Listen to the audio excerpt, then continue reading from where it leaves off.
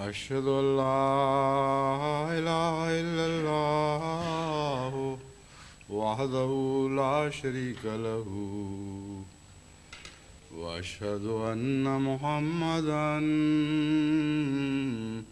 عبده ورسوله أما بعد فأعوذ بالله من الشيطان الرجيم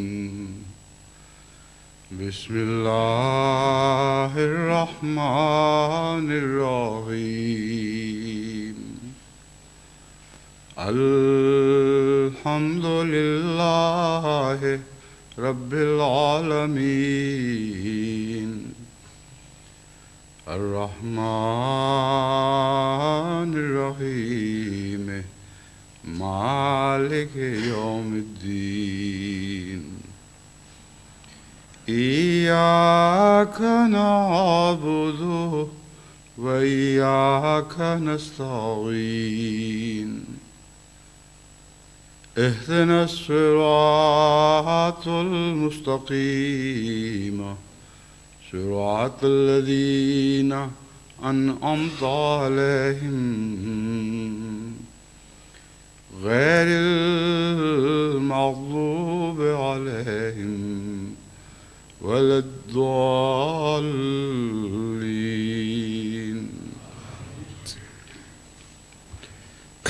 گزشتہ جمعہ میں نے غیر المغضوب علیہم کی تفسیر کے دوران مغضوب علیہم گروہ کی بعض دعائیں نمونتاً آپ کے سامنے رکھی تھیں. وہی مضمون آج بھی جاری رہے گا، لیکن دوسری آیت جو گزشتہ تسلسل میں پیش کرنی تھی اس سے پہلے میں فرعون کے غرق سے متعلق کچھ مزید کہنا چاہتا ہوں. میں نے یہ استنباط کیا تھا کہ قرآن کریم نے جب یہ فرمایا کہ جب فرعون غرق ہونے کے قریب پہنچا تو اس نے ایک دعا کی، اور اس دعا کے نتیجے میں ہم نے اس کو یہ جواب دیا الآن وقد عصیت قبل وکنت من المفسدین. اب تو دعا کا وقت نہیں رہا، کیونکہ اس سے پہلے تو مسلسل نافرمانی کرتا رہا اور فساد پھیلاتا رہا. فَالْيَوْمَ نُنَجِّيكَ بِبَدَنِكَ،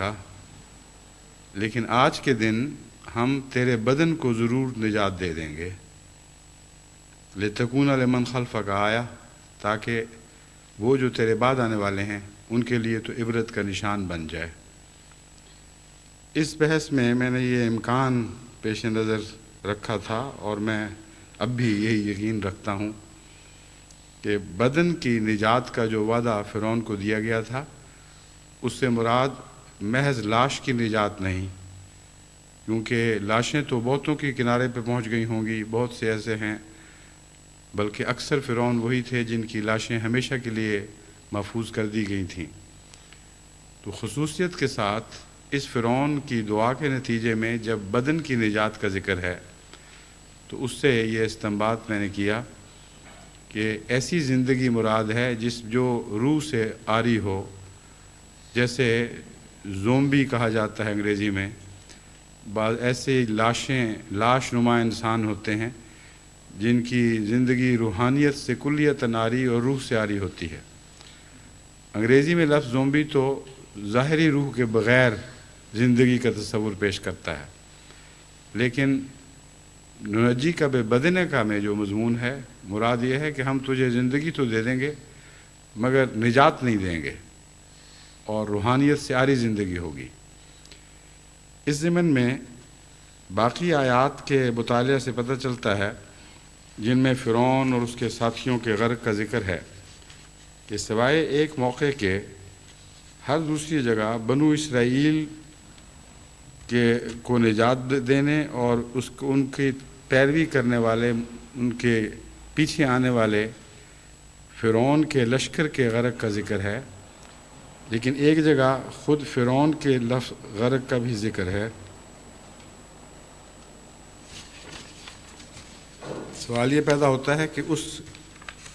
موقع کے ساتھ اس مضمون کا کہیں تضاد تو نہیں جو میں بیان کر رہا ہوں. سورہ بقرہ میں ہے وَإِذْ فَرَقْنَا بِكُمُ الْبَحْرَ فَأَنْجَيْنَاكُمْ وَأَغْرَقْنَا آلَ فِرْعَوْنَ وَأَنْتُمْ تَنْظُرُونَ، یعنی ہم نے آل فرعون کو غرق کر دیا اور تم دیکھ رہے تھے۔ پھر سورہ انفال میں بھی وَأَغْرَقْنَا آلَ فِرْعَوْنَ کا ذکر ہے۔ پھر سورہ شعراء میں وَأَنْجَيْنَا مُوسَىٰ وَمَن مَّعَهُ أَجْمَعِينَ ثُمَّ أَغْرَقْنَا الْآخَرِينَ، ہم نے دوسروں کو غرق کر دیا کا ذکر فرمایا۔ اسی طرح الشعراء میں قرآن کریم میں بھی یہی مضمون ہے اور الزخرف میں بھی یہی مضمون ہے۔ مختلف جگہ جہاں بھی فرعون اور اس کے ساتھیوں کے غرق کا ذکر ملتا ہے، سوائے ایک سورہ شعراء کے سورہ الاسراء کے، باقی جگہ صرف اہل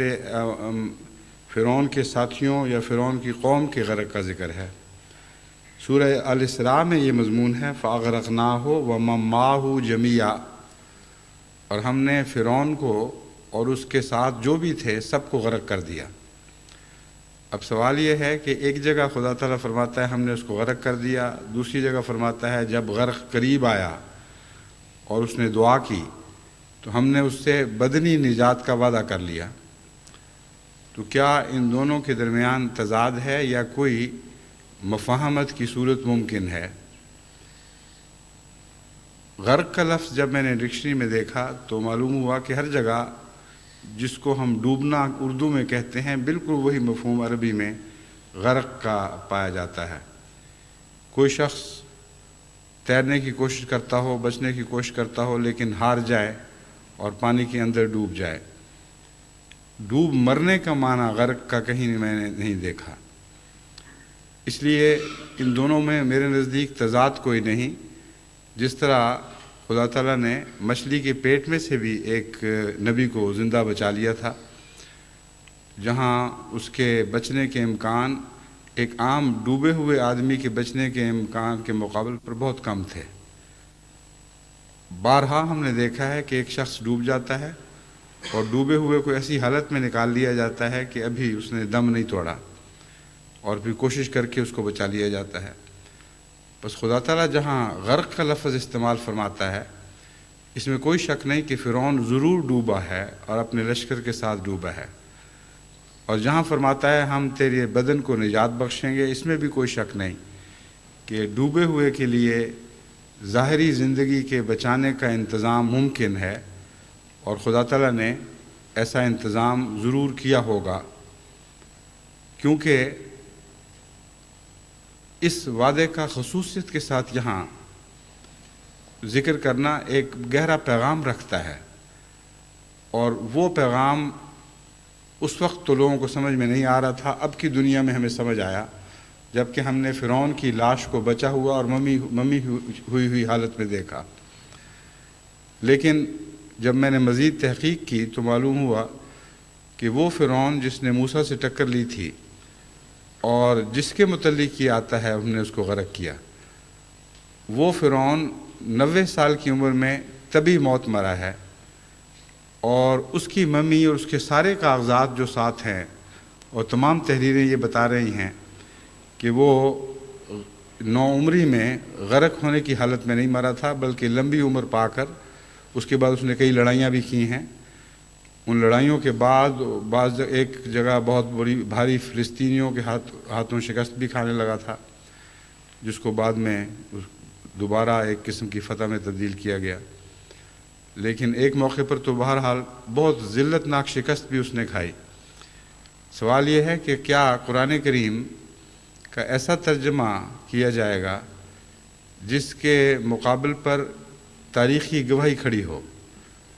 اور بجائے اس کے کہ وہ نشان عبرت کا نشان، وہ لاش عبرت کا نشان بنے،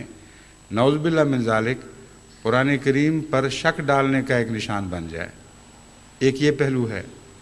دوسرا پہلو یہ ہے کہ قرآن کریم کے معنی پر غور کر کے اس کی خاص طرز کلام کو سمجھتے ہوئے ایسے معنی کیے جائیں جو بجائے اس کے کہ حقائق سے متضاد دکھائی دیں،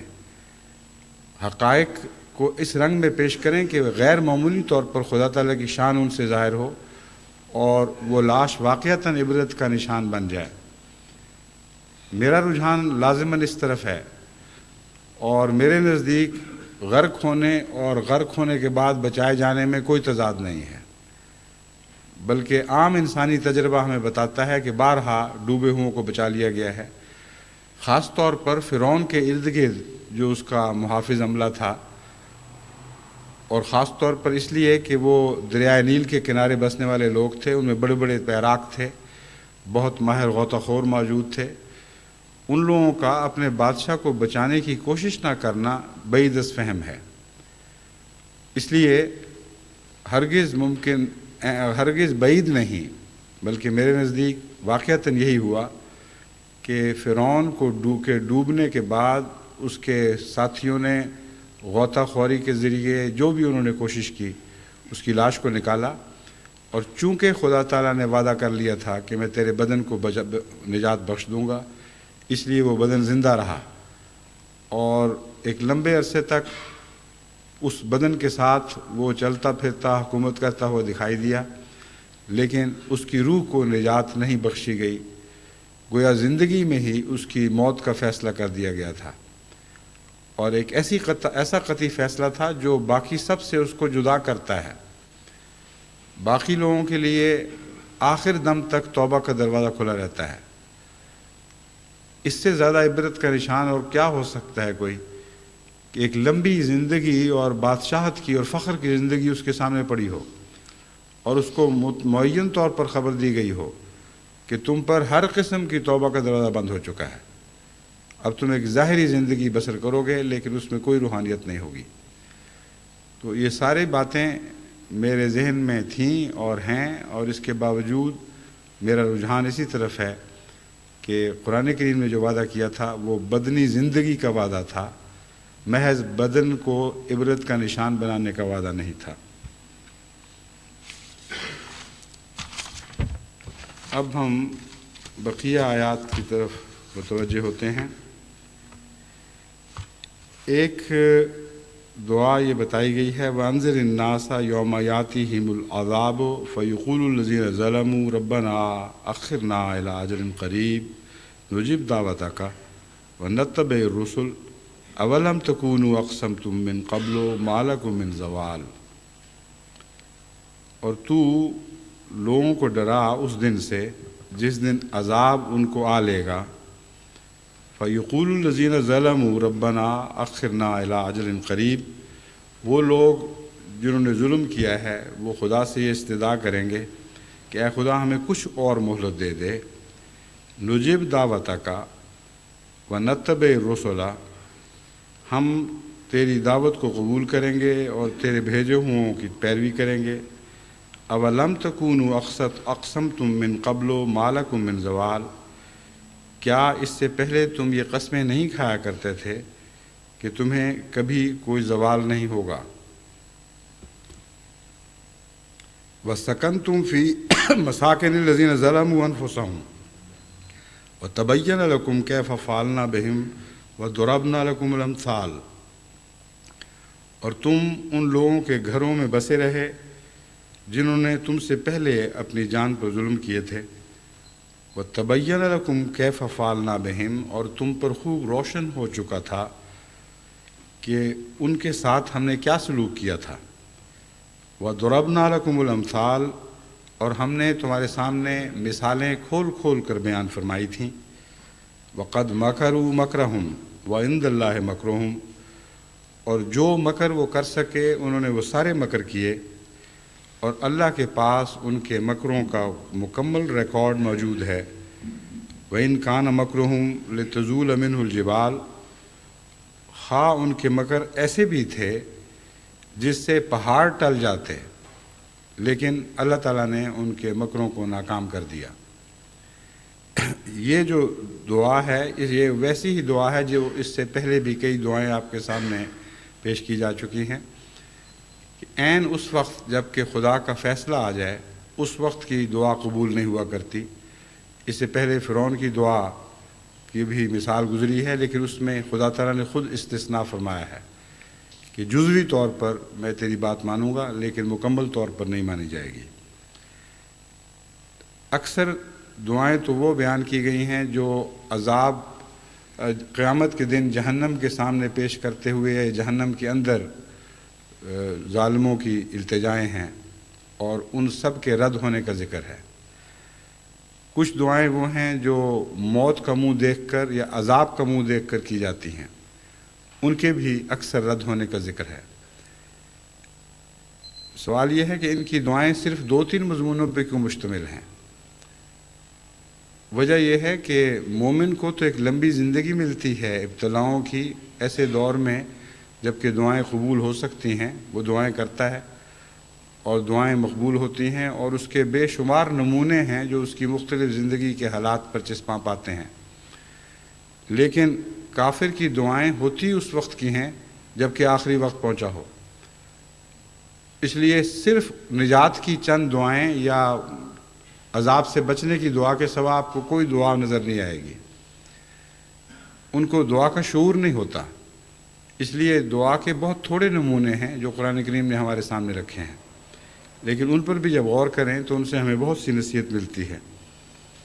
یہاں ایک عجیب بات یہ ہے کہ دعا یہ ذکر فرمایا کہ جب وہ اب عذاب کا منہ دیکھیں گے تو بچنے کے لیے دعا کریں گے، لیکن جو جواب اللہ تعالیٰ نے دیا ہے اس کا بظاہر اس دعا سے تعلق نہیں ہے۔ فرمایا اولم تکونوا اقسمتم من قبل ما لکم من زوال، کیا تم وہی لوگ نہیں ہو جو اس سے پہلے قسمیں کھایا کرتے تھے کہ تم پر کبھی زوال نہیں آئے گا؟ وہ تو یہ دعا کر رہے ہیں کہ اے خدا ہمیں بچا لے، ہم توبہ کریں گے، ہم سے عذاب ٹال دے تاکہ ہم دوبارہ موقع پائیں کہ تیرے رسولوں کی پیروی کریں اور تجھ پر ایمان لائیں۔ لیکن جواب یہ دیا جا رہا ہے کیا اس سے پہلے تم ہی لوگ یہ قسمیں نہیں کہا کرتے تھے کہ ہمیں کوئی زوال نہیں آئے گا؟ اصل بات یہ ہے کہ یہاں ان کافروں کا ذکر ہے جو زمین میں تکبر کرتے ہوئے خدا کی جگہ لینے کی کوشش کرتے ہیں اور خدا کے بھیجے ہوں کو ایسے چیلنج کرتے ہیں کہ جن کے نتیجے میں گویا خدائی کے اختیارات ان کو مل چکے ہیں، اور کھلے کھلے چیلنج کرتے ہیں کہ جو کچھ کرنا ہے کر لو، جو عذاب لا سکتے ہو لے آؤ، ہم پر کبھی کوئی زوال نہیں آئے گا، ہمیں ہمیشگی کی بادشاہت عطا ہوئی ہے، ہماری طاقت کو کوئی نقصان نہیں پہنچا سکتا۔ تو یہ ساری کہانی ہے جو اس قسم کے اندر بیان فرما دی گئی۔ تم یہ کہا کرتے تھے اور قسمیں کھایا کرتے تھے کہ تمہیں زوال نہیں آئے گا۔ کن معنوں میں زوال نہیں آئے گا؟ جب وہ انبیاء سے ٹکر لیتے تھے تو ان کو کہا کرتے تھے کہ جو کرنا ہے کر گزرو، جو دعائیں کرنی ہے کرو، کوئی دنیا میں ایسی طاقت نہیں، کوئی آسمان پر ایسی طاقت نہیں جو ہماری ترقیوں کو تنزل میں بدل دے۔ فرمایا کہ جن کے تکبر کا یہ حال تھا، جب عذاب کو سامنے دیکھتے ہیں اور وہ اس زوال کو دیکھتے ہیں جس کے متعلق وہ انکار کیا کرتے تھے، اس وقت ان کی دعا کی قبول ہونے کا کوئی وقت نہیں رہتا۔ وَسَكَنْتُمْ فِي مَسَاكِنِ الَّذِينَ ظَلَمُوا أَنفُسَهُمْ، یہاں ہر جگہ جہاں کافر کی یا ظالم کی دعا بیان ہوئی ہے اس کی رد ہونے کی دلائل بھی بیان فرما دیے گئے ہیں۔ فرمایا تم تو ایسے لوگ ہو جو تم نے کبھی نصیحت پکڑی ہی نہیں، اب عذاب کو دیکھ کر کیسے نصیحت حاصل کرو گے؟ کیا اس سے پہلے تم جیسے لوگوں پر عذاب نہیں آئے تھے؟ کیا انہی کے گھروں میں تم بسے نہیں رہے؟ کیا تم نے تاریخ سے یہ سبق نہیں سیکھے کہ تم جیسے کام کرنے والے تم سے پہلے ہلاک کر دیے گئے؟ بس اگر عذاب سے تم نے نصیحت پکڑنی ہے تو پہلوں کے عذاب سے کیوں نصیحت نہ پکڑی؟ وہ بھی تو تم جیسے ہی تھے، تمہارے جیسے کاموں کے نتیجے میں اپنے بد انجام کو پہنچے۔ بس تمہارے سامنے ان کا ماضی ہے،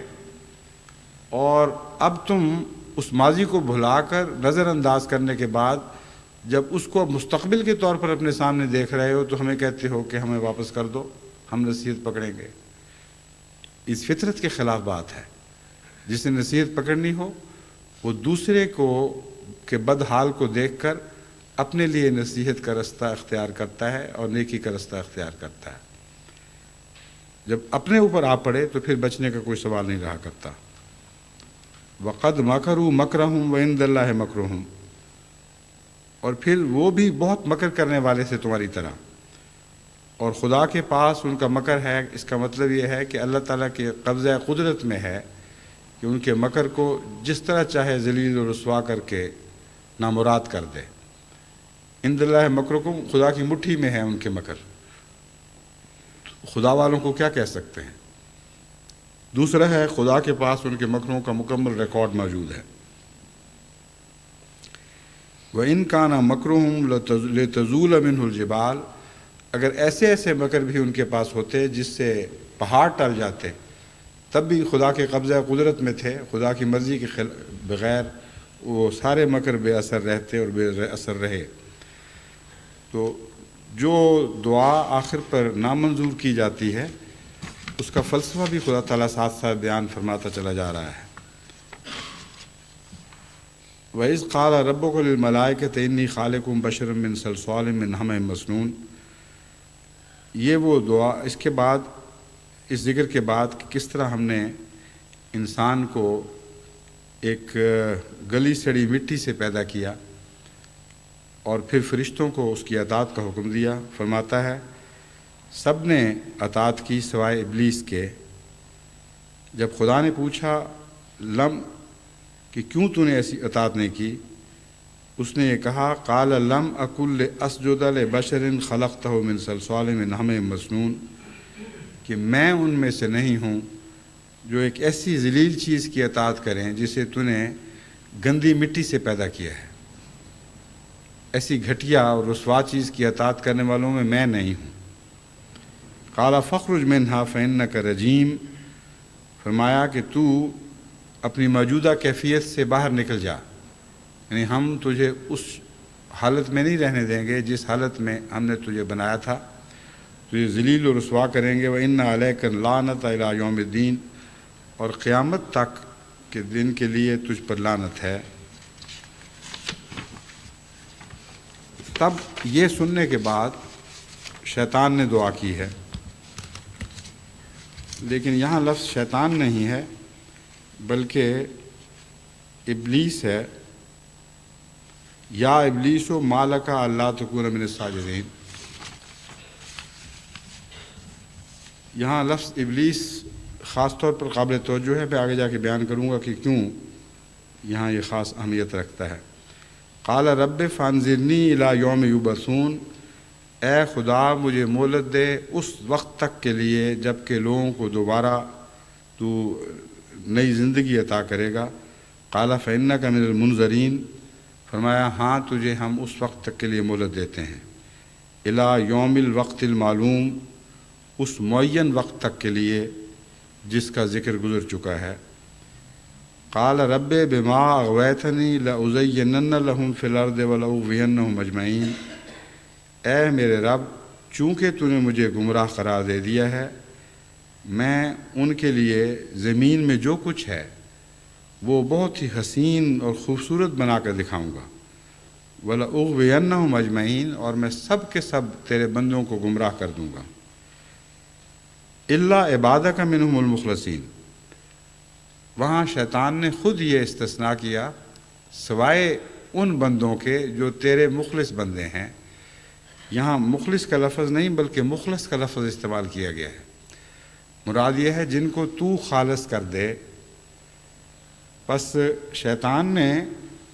جو بات کی ہے وہ بھی حکمت کی بات ہے، اور شیطان کی طرف بھی قرآن کریم نے جو باتیں منسوب کی ہیں ان میں سے بعض عقل اور سمجھ کی باتیں ہیں، اور معلوم ہوتا ہے کہ بڑے بڑے شیطان دنیا میں صاحب عقل بھی ہوتے ہیں جب مگر انکار کی دفعہ ان کی عقلیں ماری جاتی ہیں۔ جس طرح ابو جہل پہلے ابو الحکم کہلاتا تھا، حکمت کا باپ، وہ جہالت کا باپ بن گیا۔ اور یہاں ابلیس سے مراد میں سمجھتا ہوں ہر دور کا ابلیس ہے، اور مہلت دینے سے مراد یہ ہے کہ جب بھی خدا تعالیٰ اپنے بندوں میں سے کسی کو بھیجتا ہے تاکہ اس کے خالص بندوں کا انتخاب کیا جائے اور ظاہری بندوں سے سچے اور مخلص بندوں کو الگ کر کے دکھایا جائے، تو ان کو نبی کے ذریعے مخلص بنایا جاتا ہے، وہ لوگ جو نبی کی اطاعت کرتے ہیں وہ خدا کی طرف سے خالص بنائے جاتے ہیں، اپنے طور پر کوئی خالص نہیں بن سکتا۔ تو یہ نبوت کا مضمون ہے جس کو شیطان نے یہاں بیان کیا ہے۔ وہ کہتا ہے ہاں وہ لوگ جن کو نبوت کے ذریعے تیری طرف سے خلوص عطا ہوگا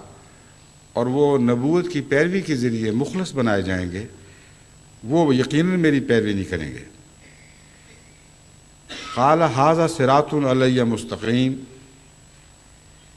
خدا تعالیٰ نے اس کے جواب میں فرمایا یہ وہ سیدھا رستہ ہے جو میری طرف آتا ہے۔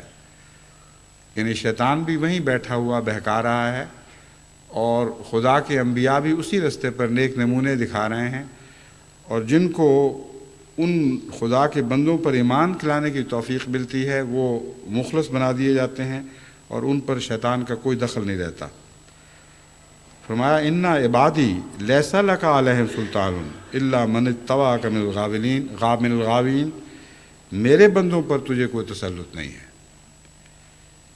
سوائے ان کے جو پہلے سے گمراہ ہوں اور ٹیڑھی طبیعت رکھتے ہوں۔ وَإِنَّ جَهَنَّمَ لَمَوْعِدُهُمْ أَجْمَعِينَ، اور جہنم تم سب کے لیے وعدہ ہے، اجمعین سب کے سب اس جہنم میں داخل ہوگے۔ لہا سبعۃ ابواب، اس کے 7 دروازے ہیں، لکل باب منہم جزء مقسوم، اور ان کے ہر دروازے کے لیے ایک حصہ مقرر ہو چکا ہے، ایک ایسا جز ہے جو پہلے سے تقسیم شدہ ہے، وہ ان دروازوں کے ذریعے داخل ہوگا۔ ان سادہ سی آیات میں بہت سی حکمت کی ایسی باتیں ہیں جن کا ذکر ضروری ہے۔ شیطان نے تو یہ صرف اتنا کہا تھا کہ تیرے مخلص بندوں پر، میرا مخلص بندوں کے سوا میں سب کو گمراہ کر دوں گا۔ اللہ تعالیٰ فرماتا ہے کہ جن کو تو گمراہ کرے گا ان پہ بھی تیرا تسلط اس وجہ سے ہوگا کہ ان کے اندر کجی موجود ہوگی، ورنہ تیرا کچھ بھی اختیار نہیں ہے۔ یہ ایک بہت گہرے فلسفے کی اور حکمت کی بات ہے جسے مومن کو سمجھ لینا چاہیے کہ شیطان کا کسی پر بھی کوئی تسلط نہیں ہے۔ جن کو خدا مخلص کر دے ان پر تو اس کے تسلط کا سوال ہی نہیں۔ دوسرے جو بندے ہیں وہ جو ٹیڑھے ہوں وہی شیطان کو دعوت دیتے ہیں، جن کے نفس میں کجی نہ ہو ان پر شیطان کو غلبہ نہیں مل سکتا۔ تو اللہ تعالیٰ فرماتا ہے ان عبادی لیس لک علیہم سلطان، میرے بندوں پر تو تیرے غلبے کا سوال ہی کوئی نہیں پیدا ہوتا۔ الا من اتبعک من الغاوین، سوائے اس کے کہ کوئی ٹیڑھے لوگ خود تیری پیروی کریں۔ بس گناہ کا فلسفہ ہے جو بہت کھول کر بیان فرما دیا گیا۔ اگر اب اپنی غلطیوں پر کوئی انسان گہری نظر سے نگاہ ڈالے اور اپنے ماضی کے حالات کا مطالعہ کرے تو اس پر یہ خوب کھل جائے گا کہ اندر کی وہ کجی ہے جو باہر سے گناہ کو بلاتی ہے۔ جب تک وہ کجی انسانی فطرت میں پیدا نہ ہو انسان گناہ کی طرف نہ راغب ہو سکتا ہے، نہ گناہ اسے مغلوب کر سکتا ہے۔ اس لیے پہلے اندر ایک فیصلہ ہو جاتا ہے، اور وہی فیصلہ ہے جو آگے پھر گناہ کے رستوں کی پیروی کرنے کی توفیق دیتا ہے۔ بس کیسا خوبصورت اور واضح انسانی فطرت کا نقشہ کھینچا گیا ہے۔ بس اندر کی جو کجی ہے اس کا نام شیطان ہے، اور باہر سے بلانے والے جو ہیں وہ ابلیس ہیں۔ اور آن حضرت صلی اللہ علیہ وآلہ وسلم کے دور میں بھی ابو جہل ایک ابلیس تھا، اور اسی طرح ہر دور میں بہت سے ابلیس پیدا ہوتے ہیں، ضروری نہیں کہ صرف ایک ہی ہو۔ وہ بدیوں کی طرف بلاتے ہیں، اور ہر انسان کے اندر ایک شیطان ہے، جیسا کہ آن حضرت صلی اللہ علیہ وآلہ وسلم نے فرمایا کہ ہر شخص کے اندر، ہر شخص کی رگوں میں شیطان دوڑ رہا ہے، اور ہر شخص کا اپنا شیطان ہے۔ جب پوچھا گیا کہ یا رسول اللہ آپ کا بھی شیطان ہے؟ آپ نے فرمایا ہاں، لیکن وہ مسلمان ہو گیا، یعنی میرے اندر کوئی کجی رہی نہیں۔ یہ بہت گہرا فطرت کا راز ہے۔ ہر انسان کی رگوں میں کچھ نہ کچھ کجی موجود ہوتی ہے جو اسے باہر کی بد آواز کے سامنے سر جھکانے پر آمادہ کر دیتی ہے، اور اصل خطرناک شیطان اندر کا شیطان ہے۔ اور وہ شیطان اگر مسلمان ہو جائے تو پھر کسی کو دنیا میں اس شخص کے اوپر غلبہ نہیں نصیب ہو سکتا، یعنی خدا کے سوا کسی کو اس شخص پر غلبہ نصیب نہیں ہو سکتا۔ تو اس فطرت، اس انسانی گہری فطرت کے راز کو سمجھنے کے بعد ایک انسان شیطانی اثرات سے یا ابلیسی اثرات سے بہتر رنگ میں بچ سکتا ہے۔ اور مزید پھر اس بات کو واضح فرما دیا کہ یہاں فطرت انسانی کی بات ہو رہی ہے۔ فرمایا جہنم جس میں یہ لوگ داخل کیے جائیں گے، لہا سبت و ابواب، اس کے 7 دروازے ہیں۔ جنت کے بھی 7 دروازے بتائے گئے ہیں اور جہنم کے بھی 7 دروازے بتائے گئے ہیں۔ اس ضمن میں ایک مرتبہ ربہ میں آغاز کے سالوں میں نے ایک خطبہ دیا تھا جس میں سمجھایا تھا کہ ان دروازوں سے کیا مراد ہے۔ 5 تو حواس خمسہ ہیں، کان کا دروازہ، آنکھ کا دروازہ، شامہ، قوت شامہ کا دروازہ، مزے کا دروازہ، لمس کا دروازہ وغیرہ وغیرہ۔ یہ 5 سوراخ ایسے ہیں جن کے ذریعے انسان بیرونی دنیا سے رابطہ کرتا ہے۔ اگر ان دروازوں پر پہرے نہ بٹھائے گئے ہوں تو جہاں بھی کمزوری ہوگی وہاں سے کوئی اچکا داخل ہو سکتا ہے، کوئی چور آ سکتا ہے۔ بس جو لوگ ان دروازوں کی حفاظت کریں وہ خدا کے فضل کے ساتھ امن میں رہتے ہیں۔ لیکن 2 دروازے اندر بھی ہیں، ان میں سے ایک دماغ کا دروازہ ہے اور ایک دل کا دروازہ ہے، اور یہ وہ دونوں دروازے ایسے ہیں جو تمام 5 اثرات کو قبول کرتے یا رد کرتے ہیں، اور ان اثرات کے نتیجے میں ان کی اپنی ایک شخصیت پیدا ہوتی ہے۔ ایک شخصیت ذہنی قابلیتوں کی شخصیت ہے، ایک شخصیت جذباتی قابلیتوں کی شخصیت ہے، اور یہ دونوں چیزیں بیرونی اثرات سے رفتہ رفتہ بنتی ہیں، اور اندرونی قابلیتوں کے اوپر جب بیرونی اثرات اپنی روشنی ڈالتے ہیں تو ان کے نتیجے میں اندر سے ایک روشنی پیدا ہوتی ہے۔ اسی طرح بیرونی اندھیرے جب اندر کے اندھیروں پر اپنا اثر ڈالتے ہیں تو اندر سے ایک اور تاریکی پیدا ہوتی ہے۔ بس ذہنی تاریکیاں ہوں یا قلبی تاریکیاں ہوں، ذہنی روشنیاں ہوں یا قلبی روشنیاں ہوں، یہ 2 دروازے ہر انسان کے اندر کھلے رہتے ہیں۔ بس قرآن کریم نے جب فرمایا کہ 7 دروازوں سے جہنم میں تم لوگ داخل کیے جاؤ گے تو مراد یہ ہے کہ اندر کے شیطان، انسانی نفس کے ساتھ لگے ہوئے شیطان جو ہیں یہ سب سے زیادہ اہمیت رکھتے ہیں۔ ان میں سے زبان، آنکھ، ناک وغیرہ وغیرہ، یہ جتنے بھی 5 حواس خمسہ ہیں ان کے دروازے ہیں۔ ان پر اگر انسان قابو پا لے اور ان کو خدا کے سپرد کر دے تو پھر اندر کے 2 دروازے بھی واقعتاً خدا کے سپرد ہو جاتے ہیں، یعنی ذہن کا دروازہ اور دل کا دروازہ۔ اللہ تعالیٰ فرماتا ہے کہ ایسے لوگ وہ ہیں جو مخلصین ہیں، جن کو اللہ کے لیے خالص کر دیا گیا ہے، ان پر کسی ابلیس کو کوئی تسلط نہیں ہو سکتا۔ یہ مضمون سمجھنے کے بعد یہ بات واضح ہو جاتی ہے کہ یہ کتنا مشکل کام ہے، اور خدا تعالیٰ نے صراط مستقیم کی یہ تعریف فرمائی ہے کہ یہ صراط مستقیم ہے جہاں یہ سب کچھ ہوتا ہے، اور روز 5 وقت 5 نمازوں میں ہر رکعت میں ہم یہ دعا کرتے ہیں ہمیں صراط مستقیم پر چلا۔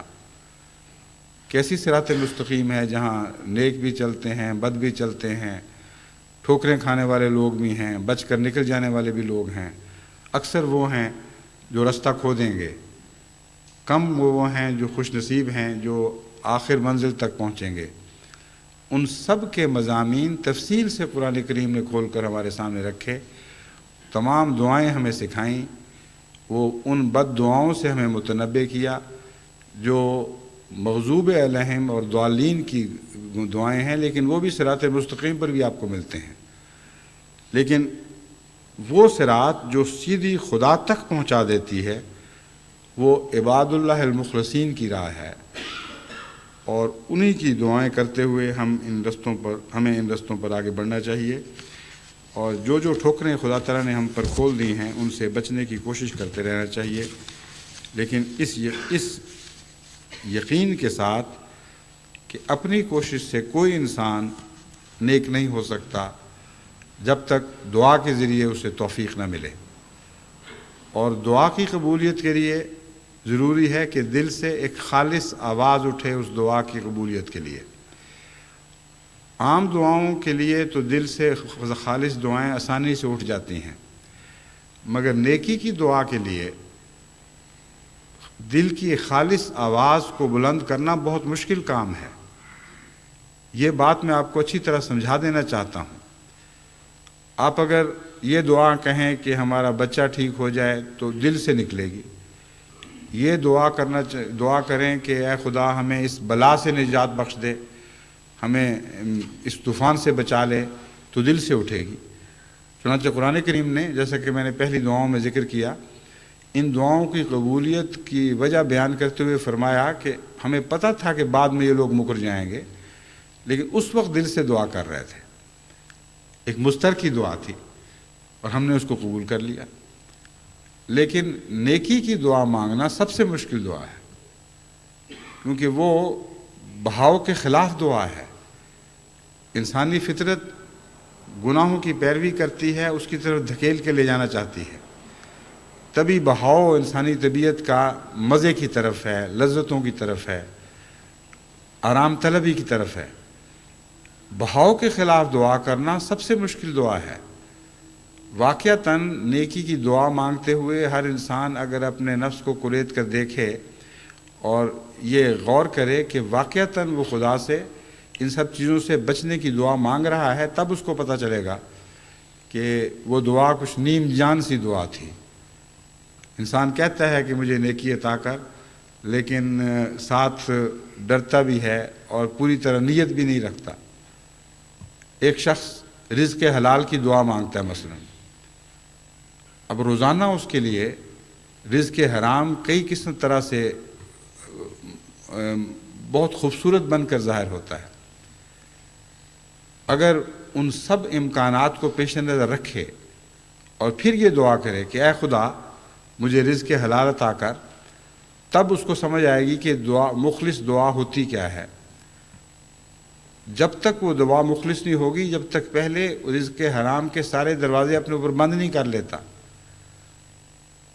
اور یہ کہہ نہیں دیتا خدا سے کہ میں نے کر دیے ہیں، اب میں التجا کرتا ہوں کہ وقت کے اوپر آ کر ٹھوکر نہ کھا جاؤں، اس وقت تک یہ دعا مخلص نہیں ہو سکتی۔ تو مخلص دعا یعنی نیکیوں کے معاملے میں مخلص دعا سب سے مشکل دعا ہے۔ اپنے بچوں کے لیے آپ کر سکتے ہیں، اپنے مرے ہوئے بزرگوں کے لیے کر سکتے ہیں، کیونکہ ان کی خاطر آپ کو اپنے اندر تبدیلی کی ضرورت نہیں ہے، آسانی سے کر سکتے ہیں۔ مائیں بچوں کو جتنی مرضی دعائیں دے لیں، یا خدا ان کو نیک بنا، سب ٹھیک ہے، لیکن اپنے لیے نیکی مانگیں، اپنی کجیاں درست کرنے کی دعائیں مانگیں، اپنے جھوٹ سے بچنے کی دعا مانگیں، اپنی نمازیں پڑھنے کی توفیق پانے کی دعائیں مانگیں، اور بہت سی ایسی دعائیں مانگیں۔ تب ان کو سمجھ آئے گی کہ بچوں کے لیے تو پوپلے منہ سے آسانی سے دعائیں کر لیں، مرے ہوئے بزرگوں کے لیے بھی کر لیں، لیکن وہ دعائیں بھی تب زیادہ مقبول ہوں گی اگر اپنے لیے بھی اسی جان کے ساتھ دعائیں کی جائیں۔ اس لیے اپنے لیے دعائیں یہ بھی فیصلہ کر دیتی ہیں کہ مستقبل کے لیے مقبول ہوں گی یا نہیں، اور ماضی کے لیے مقبول ہوں گی کہ نہیں۔ انبیاء کی دعائیں انبیاء کی نیکیوں کی دعائیں کیوں ان کی اولاد کے حق میں مانی جاتی ہیں، عام انسان کے لیے کیوں نہیں مانی جاتی؟ یہ بھی تو ایک مسئلہ ہے۔ بس مغضوب علیہم کی دعاؤں پر جب آپ غور کرتے ہیں تو بہت سی نیک لوگوں کی دعاؤں کی حکمتیں بھی سمجھ آنے لگ جاتی ہیں۔ اسی لیے یہ مضمون ضروری ہے، اور اسی لیے میں آپ کے سامنے اسے کھول کر رکھنا چاہتا ہوں۔ جو مغضوب لوگوں کی دعائیں ہیں یا کج لوگوں کی دعائیں ہیں،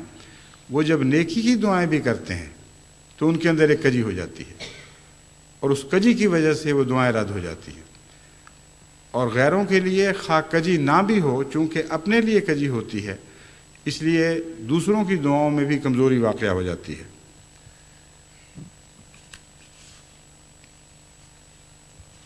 ایک دعا ہے قیامت کے دن، دعا ہے یا سوال کہہ لیجئے، پوری دعا نہیں بنتی، ایک سوال ہے، اور وہ یہ کہ خدا تعالیٰ جب کسی کو اندھا بنا کر اٹھائے گا، یعنی دوسری دنیا میں نور سے عاری کر دے گا، بصیرت سے عاری فرما دے گا، تو وہ یہ کہے گا قال رب لما حشرتنی اعمیٰ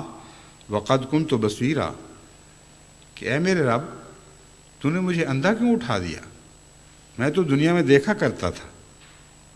قال کذالک اتتک آیاتنا فنسیتہا، اللہ فرمائے گا کہ اسی لیے، یعنی دلیل یہ ہے کہ تیرے پاس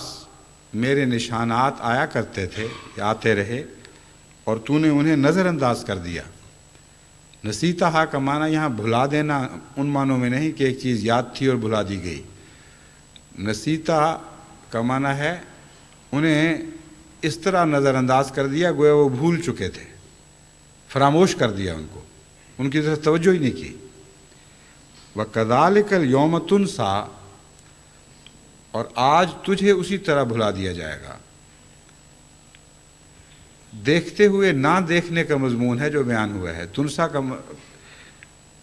نسیتہا کا مطلب یہ نہیں ہے کہ تو نے کوئی یاد چیز کو بھلا دیا، بلکہ مراد یہ ہے کہ تیرے سامنے تھی اور تو نے دیکھا ہی نہیں، نظر انداز کر دیا۔ تو جو چیز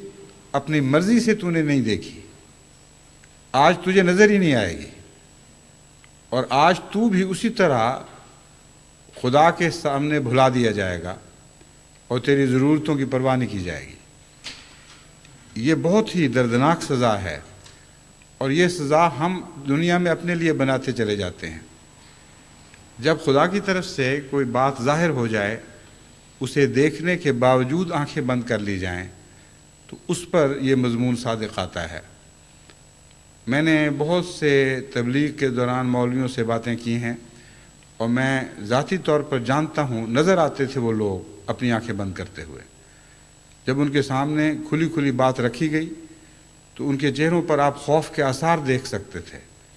آپ جانتے تھے کہ ان کو نظر آ گیا ہے، لیکن بڑی پریشانی کے ساتھ انہوں نے اس رخ کو موڑا ہے اور کوشش کر کے مضمون کو بدلتے تھے۔ یہ ان لوگوں کا ذکر ہے۔ اور بعض دفعہ انسان روزمرہ کی زندگی میں مومن ہوتے ہوئے بھی ایسی غلطیاں کر جاتا ہے۔ اس لیے اس سوال کا جواب خدا نے ہمیشہ کے لیے دے دیا کہ تم آئندہ کی زندگی کے لیے اپنی بصارت اور بصیرت خود بناؤ گے یا خود بگاڑو گے۔ اگر اس دنیا میں تم اندھے بن کے رہو گے تو قیامت کے دن بھی اندھے ہی اٹھائے جاؤ گے، اور اگر اس دنیا میں روشنی پاؤ گے تو پھر قیامت کے دن بھی روشنی عطا ہوگی۔ اس کا تعلق صرف آنکھوں سے نہیں بلکہ حواس خمسہ سے ہے۔ تمام حواس کا تعلق خدا تعالیٰ کی بعض فرما برداریوں اور بعض نشانات سے ہے، اور جہاں جہاں انسان ان کو بھلاتا ہے وہاں اگر پرکلیتاً ان پر فالج نہیں گرا دیتا تو کم سے کم ان حصوں کو بیمار کر دیتا ہے، اور قیامت کے دن ان حصوں سے اس نے جنت کی لذتیں پانی ہیں یا ان جنت سے محرومی کے نتیجے میں عذاب دیکھنا ہے۔ اس لیے بہت ہی احتیاط کی ضرورت ہے کہ اس دنیا میں ہم اپنے حواس خمسہ کو اس طرح استعمال کریں کہ ان سے ملتے جلتے ان سے تعلق رکھنے والے حواس خمسہ آئندہ کی دنیا میں پیدا ہوتے رہیں۔ چنانچہ جب میں نے کہا کہ اس کا تعلق صرف آنکھوں سے نہیں بلکہ دوسرے حواس سے بھی ہے، اس کی وجہ یہ ہے کہ قرآن کریم اس کے بعد فرماتا ہے وَكَذَلِكَ نَجْزِي مَنْ أَسْرَفَ وَلَمْ يُؤْمِنْ بِآيَاتِ رَبِّهِ، ہم اسی قسم کا سلوک ہر اس شخص سے کرتے ہیں جو اسراف سے کام لیتا ہے اور خدا تعالیٰ کے نشانات پر ایمان نہیں لاتا اور ان کا انکار کرتا ہے۔ وَالْعَذَابُ الْآخِرَةِ أَشَدُّ وَأَبْقَىٰ، اس ضمن میں جو بعد میں آنے والا عذاب ہے وہ زیادہ سخت ہوگا اور باقی رہنے والا ہوگا۔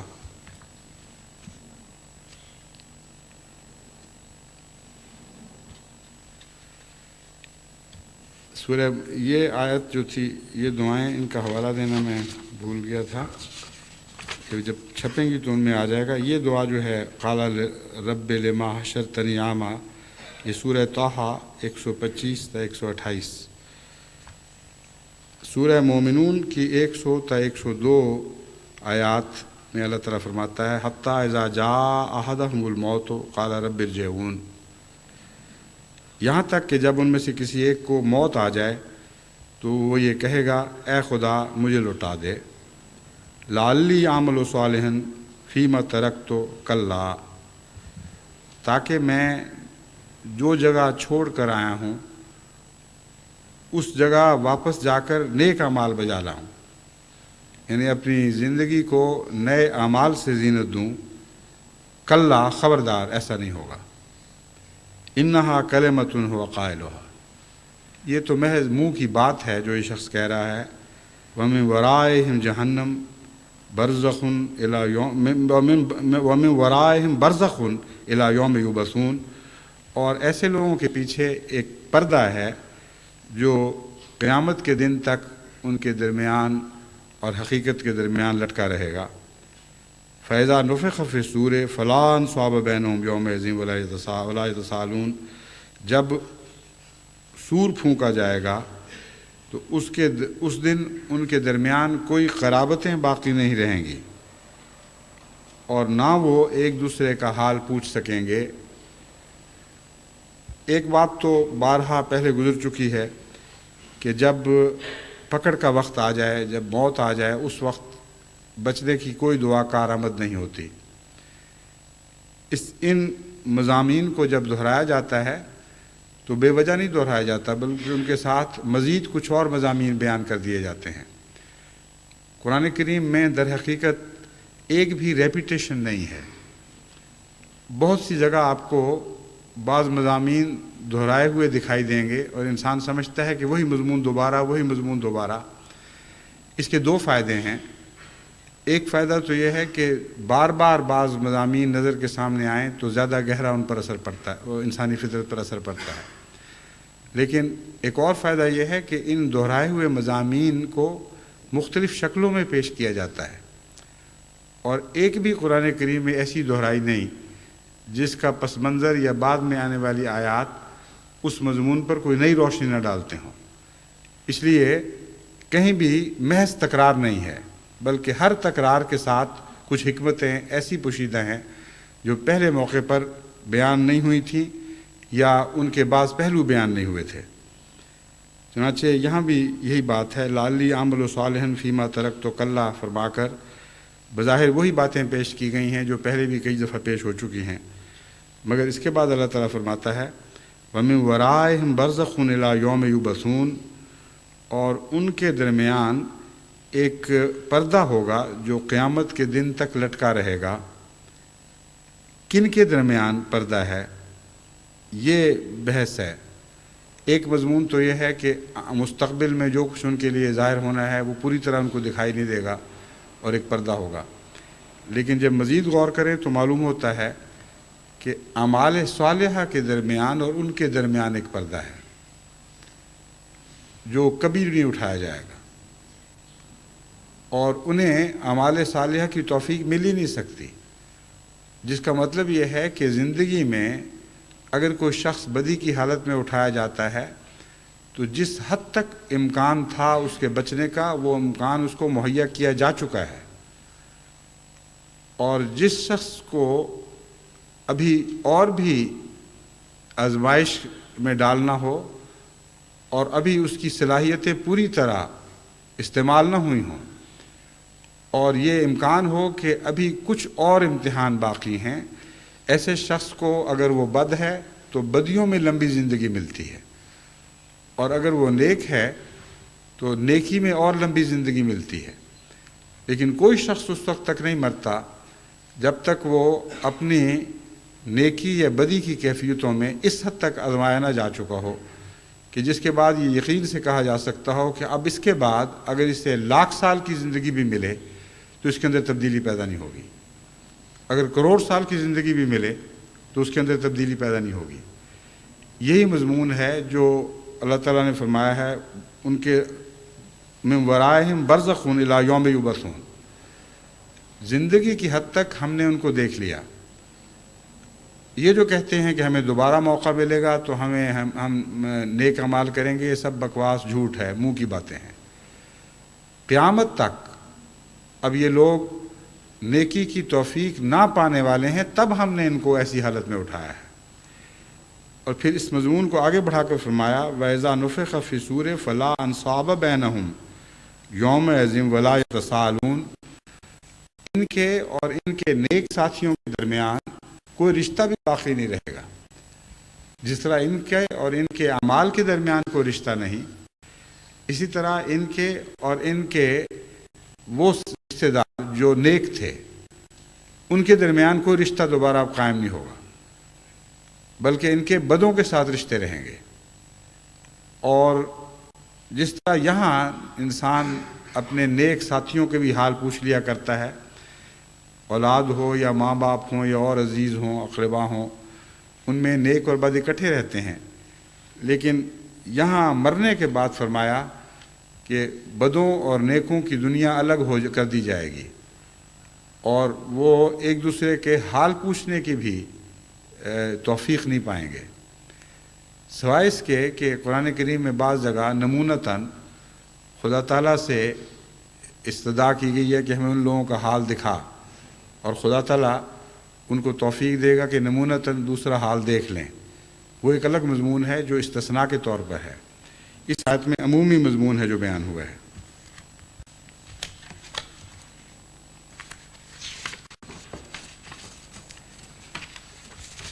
اب میں اس مضمون کو سر دست یہاں چھوڑتا ہوں، کیونکہ مختصراً ایک اور بات بھی آپ کے سامنے رکھنی ہے۔ ہمارا مالی سال اختتام کو پہنچا ہے 30 جون کو۔ میں چونکہ دورے پر تھا اس لیے میں اس کے متعلق پہلے کوئی گفتگو نہیں کر سکا۔ واپس آنے کے بعد مجھے بعض اطلاعیں ملی ہیں، اللہ تعالیٰ کے فضل سے جن ممالک سے بھی اطلاع ملی ہے ان میں یہ خوشخبری ہے کہ بجٹ سے توقع سے زیادہ آمد ہو چکی ہے۔ پاکستان میں بھی انتہائی مشکل حالات کے باوجود مسلسل یہی مضمون ہمیشہ دہرایا جاتا ہے کہ سال ختم ہونے سے پہلے نائب صاحب بیت المال ڈرانے کے خط لکھتے ہیں اور ایسے اطلاعیں بھیجتے ہیں کہ گویا اس دفعہ تو بالکل ہم رہ جائیں گے اور معلوم ہی نہیں ہوتا کہ کس طرح آمد پوری ہوگی، لیکن میرا خیال ہے وہ جان کے ڈراتے ہیں دعا کی خاطر، تاکہ دعاؤں کی طرف زیادہ توجہ پیدا ہو۔ اب میں سفر میں تھا، مجھے ان کا خط ملا اور بہت سخت ڈرانے والا خط تھا کہ اس دفعہ تو حالت حد سے زیادہ خراب ہو چکی ہے اور کوئی صورت نظر نہیں آتی کہ گویا ہم اس دفعہ بجٹ پورا کر سکیں گے۔ لیکن واپس آیا ہوں تو چٹھی بالکل برعکس مضمون کی موجود ہے، یعنی 2 ہفتے کے اندر اندر ایسی کایا پلٹی ہے اللہ کے فضل سے کہ جتنی متوقع آمد تھی اس سے بھی کئی لاکھ اوپر آمد ہو گئی ہے۔ اور اللہ تعالیٰ کے فضل کے ساتھ باقی دنیا میں بھی یہی سلوک چلتا ہے، جہاں کمزوری ہے وہاں انتظامیہ کی کمزوری ہے، اور انتظامیہ کی کمزوریاں 2 طرح سے ہیں۔ ایک تو یہ کہ ان کو سارا سال بیدار مغزی سے احمدیوں تک پہنچنے، ان کو ان کے فرائض یاد دلانے کی توفیق نہیں ملتی۔ بعض سیکٹری مال سست ہو جاتے ہیں، کئی مہینے کے بعد، بعض وقت سال کے بعد بتاتے ہیں کہ تمہارا یہ سب کچھ بقایا پڑا ہے۔ اور ہر قسم کے انسان دنیا میں ہیں، اخلاص کے باوجود بعض طبعاً کمزور ہوتے ہیں، بعض طبعاً سست ہوتے ہیں۔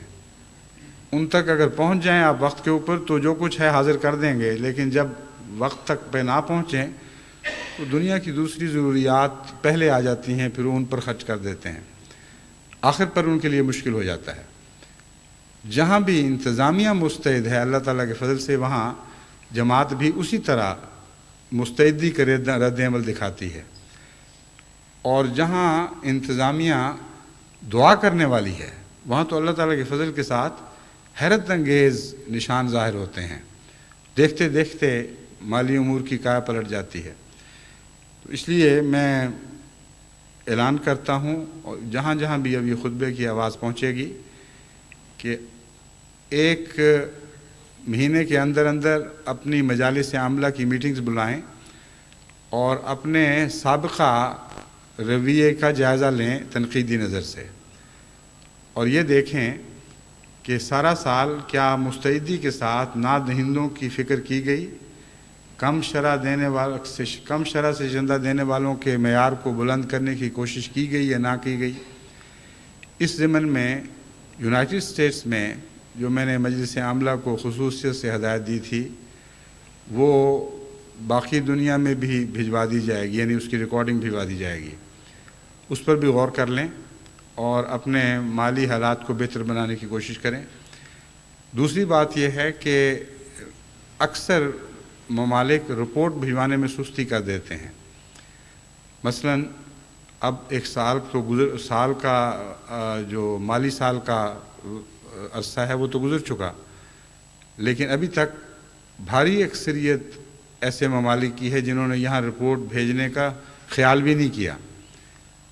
حالانکہ ہر سال مکمل رپورٹ اس سال کی آنی چاہیے۔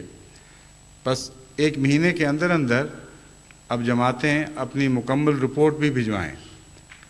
اور اس رپورٹ کے ساتھ معین اطلاع کریں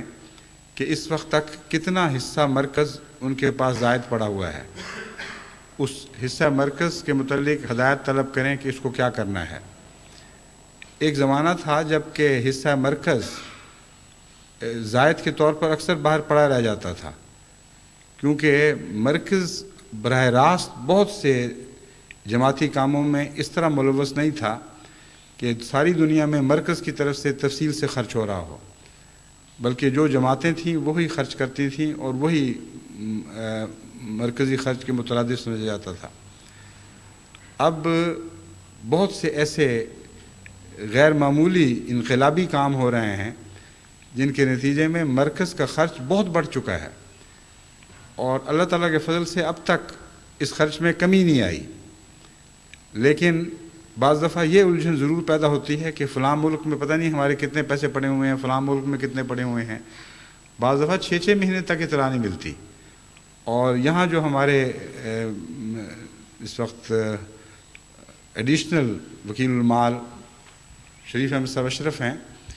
ان کے سپرد میں نے کیا ہے، ان کو بے وجہ ضرورت سے زیادہ محنت کرنی پڑتی ہے۔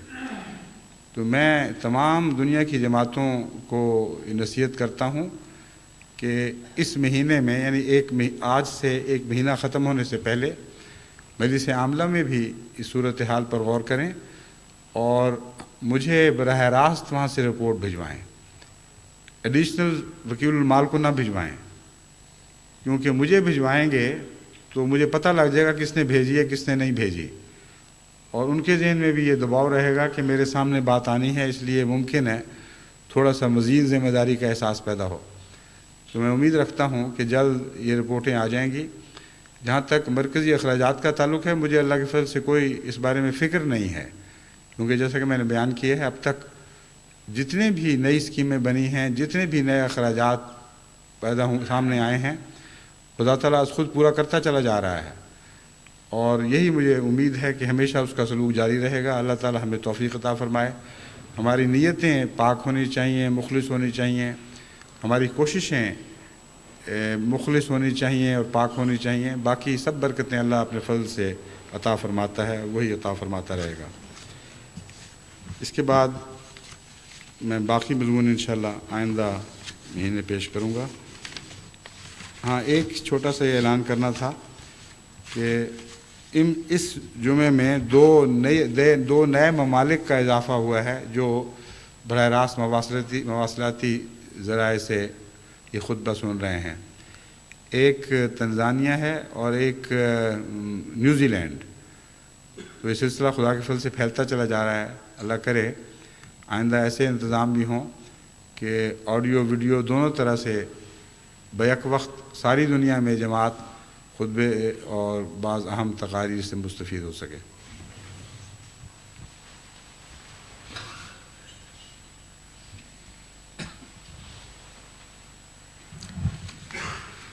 الحمد للہ نحمدہ ونستعینہ ونستغفرہ ونؤمن بہ ونتوکل علیہ ونعوذ باللہ من شرور انفسنا ومن سیئات اعمالنا من یہدہ اللہ فلا مضل له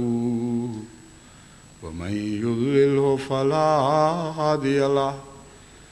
ونشهد أن لا إله إلا الله وحده لا شريك له ونشهد أن محمدا عبده ورسوله عباد الله رحمكم الله إن الله يأمر بالعدل والإحسان وإيتاء ذي القربى وينهى عن الفحشاء والمنكر والبغي يعظكم لعلكم تذكرون اذكروا الله يذكركم وادعوه يستجب لكم ولذكر الله أكبر